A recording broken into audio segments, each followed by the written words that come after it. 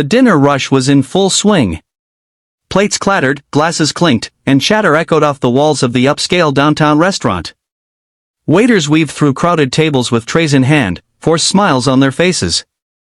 Among them was Daniel Reyes, a 26-year-old waiter wearing a faded uniform and shoes that had seen better days. Daniel wasn't like the other waiters who worked here for experience or extra cash. He was here because he had no choice.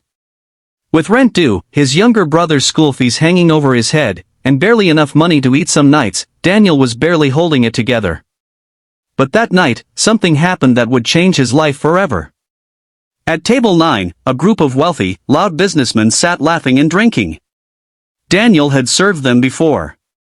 They were regulars, entitled, rude, and used to getting away with anything. He kept his head down around them, just trying to survive the shift. That's when she walked in. A young woman, probably mid-20s, dressed simply but gracefully, stepped in, looking a bit nervous. Her name was Lena. She had a job interview earlier that day and was here to celebrate on her own.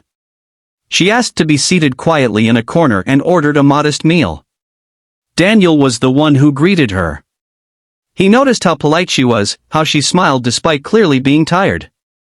"Big day?" he asked, "just making small talk?" She laughed softly. "I guess. I had an interview. Just needed a moment to breathe." As Daniel served her food, the men at table 9 noticed her. Their laughter got louder, and their eyes lingered longer. Eventually, one of them stood up and walked over, uninvited. "Mind if I join you, sweetheart?" the man said, his voice oozing arrogance. Lena politely declined, "No, thank you.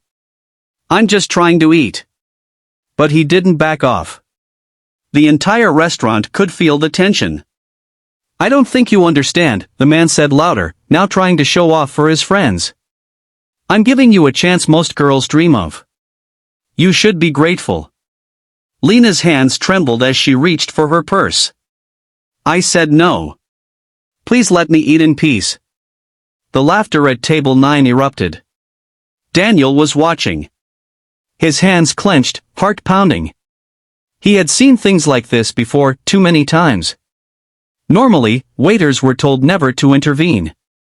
"Stay out of drama," the manager always said.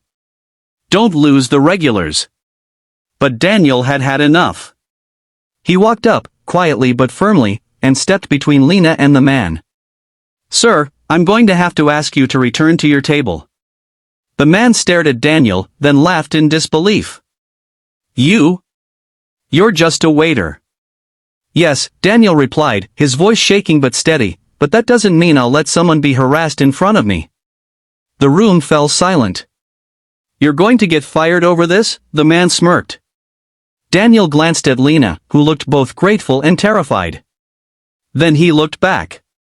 "Maybe I will. But I'd rather get fired than stand here and watch you who."